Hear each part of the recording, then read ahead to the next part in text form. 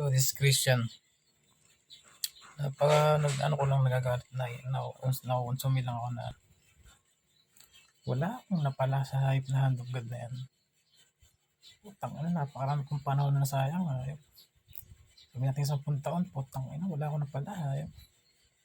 Gusto ko lang magkaroon ng pamilya, trabaho, anak. Yun lang naman gusto ko, putang ina. Pinili ako ng hand of God, wala naman palang kapalit. Putang ina, ito nangyari sa kanya yun, hayop yan. Putol yung buto ko sa pasing-singan, putang ina, napaway ako. Putang ina, sinunod ko yung Diyos na gumalis Putang ina. Wala ako na pala, hayop. Putang ina, may Diyos ba talaga? Putang ina, hindi ko naman pwede iasa pag dislocate to, pag pumaling. Hindi nagtugon. Putang ina, hindi ko naman pwede itayas sa kanya at itugon niya yung boto. Hindi ko pwedeng gawin. Putang ina, wala siyang gagawin doon.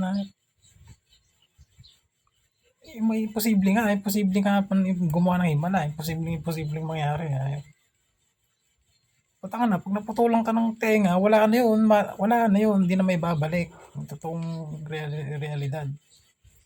Pag nabulag ka, bulag ka na. Wala na pag-asa yun. Hindi ka tutulungan ng Diyos. Tandaan mo yan. Paano pa ako magbobola? Paano pa akong tatrabaho? Putang na, nabali na yung buto ko sa kamay. Wala ako na pala, putang ina. Bobo ng Diyos. Putang ina kung aasahan mo yung Diyos na pagalingin ka sa sakit mo, hindi gagawin yun. Putang ina, pangako ko sa'yo. Kasi kasakit yung malala, pagalingin ka, kahit ipanata mo, putang ina, hindi mangyayari yun.